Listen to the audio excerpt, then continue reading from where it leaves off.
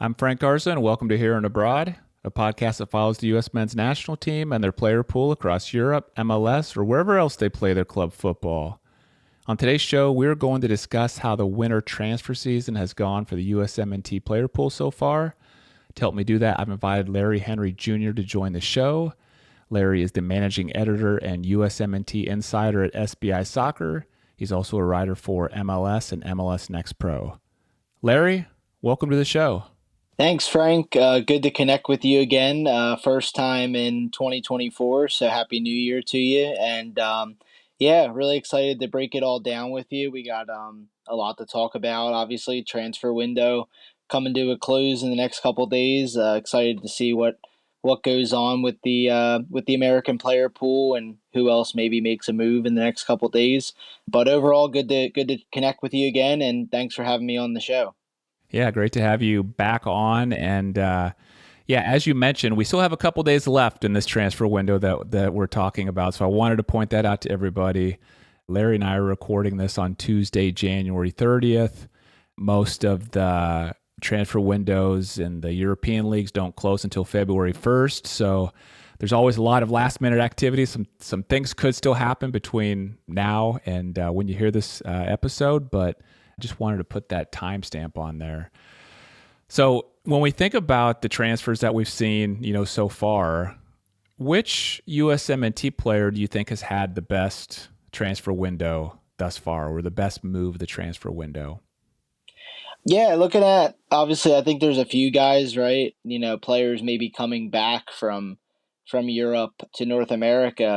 I think Sam Vines and Hori Mihailovic, coming back from Europe, coming to MLS. Vines obviously, coming back to the Rapids in Colorado, where he came up through the ranks as a homegrown. Wasn't really playing a lot of late in Belgium, and obviously had a little bit of an injury spell there as well. But I think this is crucial for him because he needs to get back playing. He needs to get back into good form and racking up the minutes. And I think this move will certainly help him with that. And Mihailovic obviously made the move from MLS a couple seasons ago to Alkmaar in the Netherlands, and kind of played a little bit here and there, but never really got into a really consistent groove with the team. And then obviously, the reports started coming out from the Athletic and elsewhere about interest in MLS. And, he joined Sam Vines and Zach Steffen and this kind of growing list of players that the Rapids are continuing to pick up. So I think it's a good move for him too, because obviously, like Sam Vines, both these guys want to get back probably in the national team picture ahead of some competitions this year. So they definitely need to be playing, and I think will offer a lot to a Colorado team that desperately wants to rebound after a really poor 2023. Yeah, they've really been they've really gone after some of these U.S. internationals, Colorado, and it'll be fun to see how some of them perform this upcoming MLS season. The guy that stood out to me in terms of a winter transfer window that I was really happy about was Johnny Cardoso going to Real Betis. I've just thought, he's stood out in the Brazilian league. Now it's great to see him go to a great team in one of the top 5 leagues in Europe. He's already getting playing time. That's a position, with Tyler Adams' injuries, this more defensive midfielder that we know there's some opportunities with the USMNT there, whether it's filling in for Tyler when he's hurt or whether it's, backing him up, when he is there. So it'll be real interesting to see if he continues to get playing time and if his, involvement with the team, his impact in the team, will continue to grow. So let me switch now to maybe some moves that you didn't like, or I'll phrase it this way. Are there any winter transfer moves so far that have surprised you?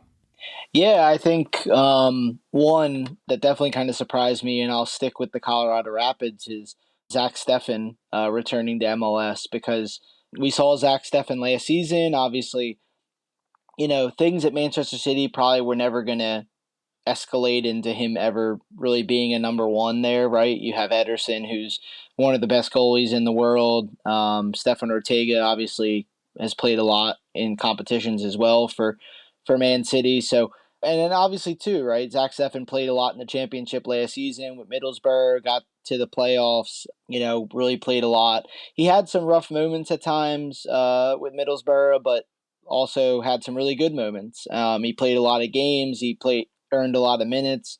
So I was kind of shocked that he made the move back to MLS, just because the fact that I'm sure there probably had to have been some European interest in him, whether that's in the back in the championship again for another season, whether that was somewhere else. We don't know that whether or not there was how much interest there was. Maybe it was kind of maybe Zach Steffen looking at MLS as a fresh start.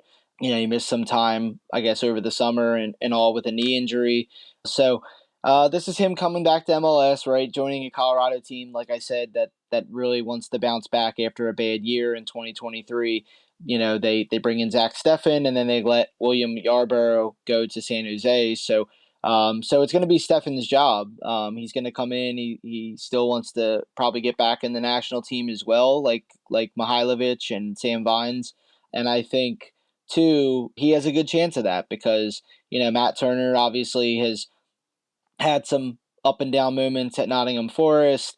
Ethan Horvath, kind of his situation right now is unknown. He wasn't able to play over the first half of the season with Forest, wasn't on the Premier League roster, so kind of who knows what's next for him. And then outside of Turner, Steffen, Horvath for the national team goalies, I mean, you have other guys, Gaga Slonina, who's on loan in Belgium, having a good season. But then outside of that, it's a lot of MLSers that are, kind of veterans or even some of the younger guys who maybe aren't challenged yet on that level. So I think it's a big move for Zach Steffen, but definitely one that surprised me for sure. Was him coming back to MLS where it all started. Yeah, that one surprised me too. Maybe even disappointed me a little bit as a fan. I know every player has to make an individual decision for themselves, but I would have thought with his time at Man City and then all the other time he spent in Europe that he would have been able to land something, whether it be even in like the championship or something at that level. But you bring up a good point. Maybe he made the decision. Maybe he did have some offers and just made a personal choice for himself that MLS was a better fit for him. I haven't seen him speak about it, either way. So you're right. We don't know. But I know that he's still going to be able to contend for a spot on the USMNT. I think by maybe coming back though, to MLS, maybe he hurt his chances to get that number one. I mean, maybe it's so far gone because Matt Turner has played so well for the team, but that one did surprise me. Overall, I'd say the biggest theme that surprised me was just the kind of one-way traffic between I'll call it North America and like Europe. I mean, we didn't see a whole lot of guys playing in MLS going to Europe this winter transfer season, but we've seen a lot coming back from Europe. And then we've seen MLS players here like Cade Cowell, Brandon Vasquez, who I expected to go to Europe for their next move, instead go to Liga MX. Miles Robinson is an example of a guy who, again, I thought would go to Europe, but stayed with MLS, signed for FC Cincinnati. And so there was just this, it seemed to be mostly one-way traffic of people coming back here or staying here. I mean, what do you make of that whole trend going on? It's definitely surprising.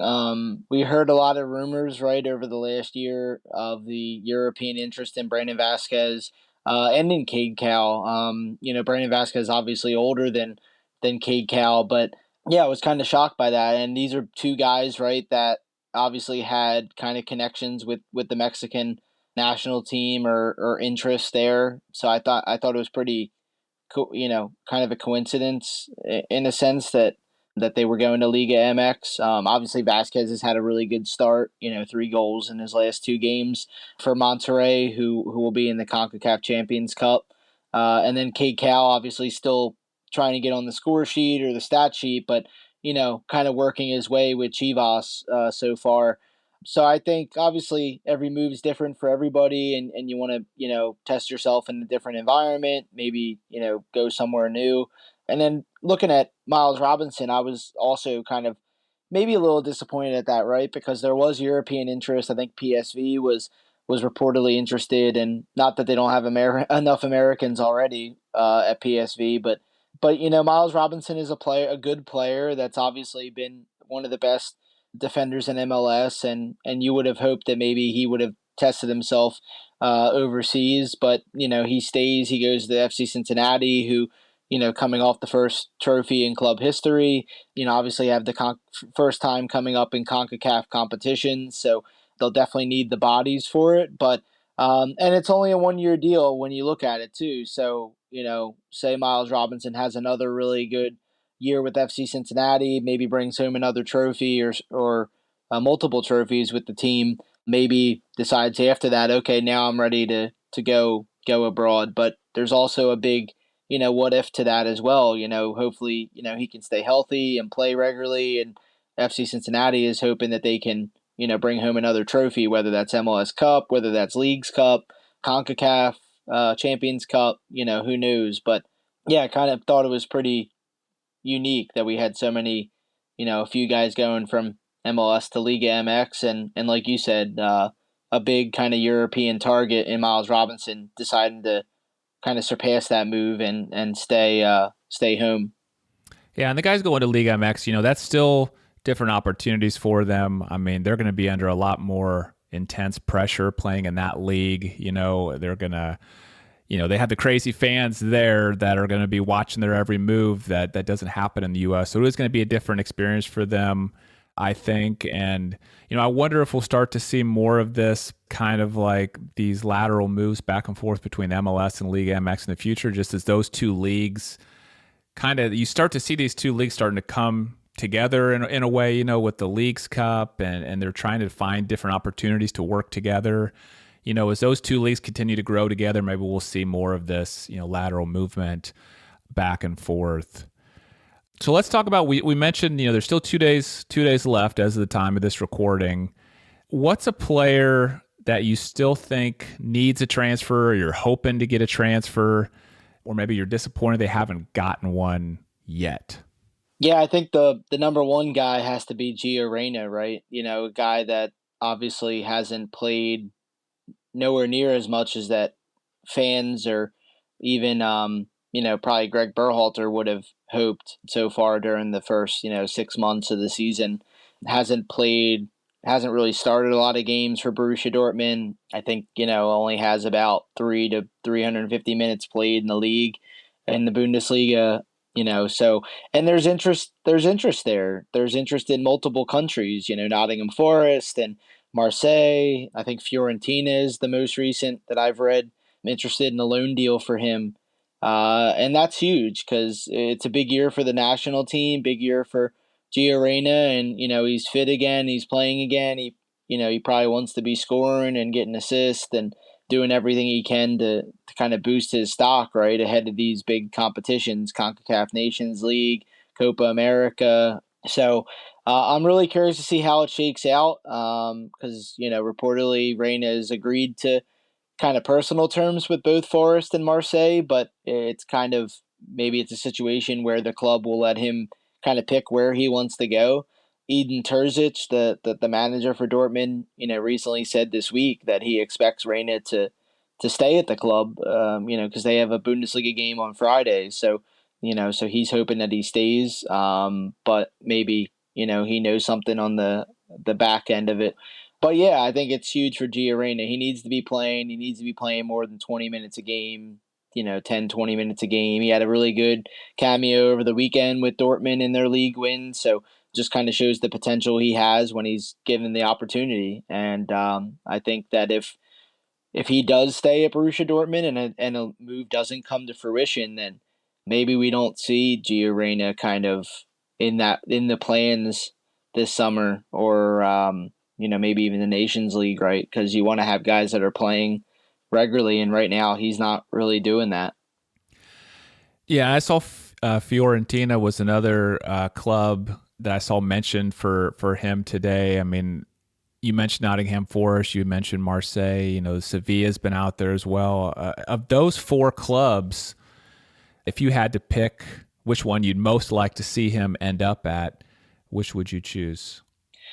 It's tough, right? Because you know that obviously Nottingham Forest has been in the news of all the moves they made in the last year or so, and potentially being, I guess, charged by the English FA or the league over certain financial situations. I mean, obviously his move would just be a loan with an option to buy, but it's a tough situation too because Forest isn't really skyrocketing up the charts. They're not too far from the bottom three. So it could be a tough kind of situation for him, similar to that we saw of, Weston McKennie when he went to Leeds United and, ended up on loan and Leeds got relegated. But overall, I think, four different leagues, four very different situations.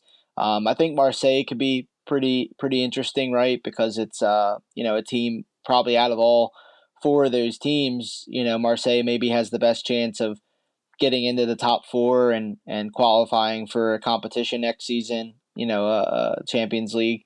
Maybe Sevilla. I remember Real Sociedad was in the mix, which I thought would be a really awesome situation for him. A team that obviously has European pedigree, but yeah, I think the best for him to play right maybe would be Forest or Marseille. But again, it's all about maybe we don't really know the situation, right? Maybe it's a situation where Dortmund's going to let him pick, or he's already agreed to some personal terms per report. So I'm eager to see what happens because I think it's going to be a kind of a frustrating period if we come to Friday and Gio Reyna is still a Borussia Dortmund player for the rest of the season. Yeah. Yeah, I agree. You could see it possibly working out that way. I mean, I think he's going to be leaving, whether it's this summer or this winter. I think I feel pretty confident about that. So whether or not he's not happy with what's out there, Dortmund isn't happy with what they're getting. Maybe they're just trying to like kind of just get all the conversations going with maybe a summer transfer in mind. I mean, I hope not. I hope he can make one of these work. But we'll see. That does seem to be the one that everyone's, from a USMNT perspective, that seemed to be the big one, that everybody's keeping their eye on. I would say for me, what I've been most disappointed in, or what I haven't seen that I would have liked to have seen, is just this overall theme that we touched on earlier: the lack of players going to Europe.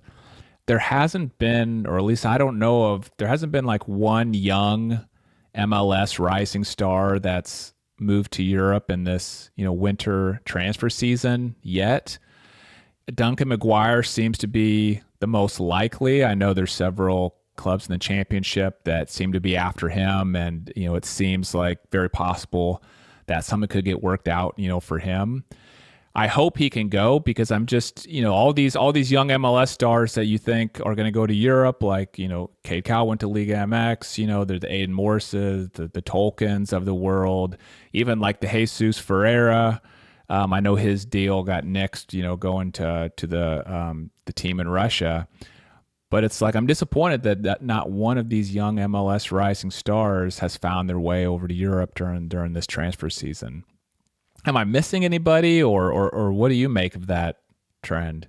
Yeah, yeah, I'm with you. I'm kind of shocked we haven't seen a lot of guys kind of make the move, from MLS to Europe over this winter period.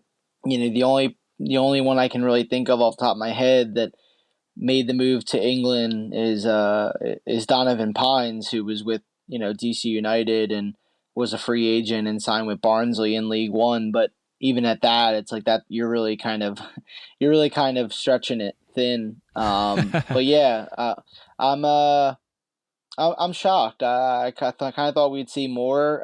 Maybe that just means we're going to see more over the summer, or in this next calendar year. Because obviously there's a lot of talent, right? Duncan McGuire. I think when you look at where I live in Philadelphia, right? You have Jack McGlynn and Quinn Sullivan and Nate Harriel and so many homegrowns in Philadelphia that have obviously been in the mix on the national team scale, youth national team scale. Duncan McGuire, I think, is a great talent. Rising talent in the league. Does a lot of good things in the final third, and certainly could help.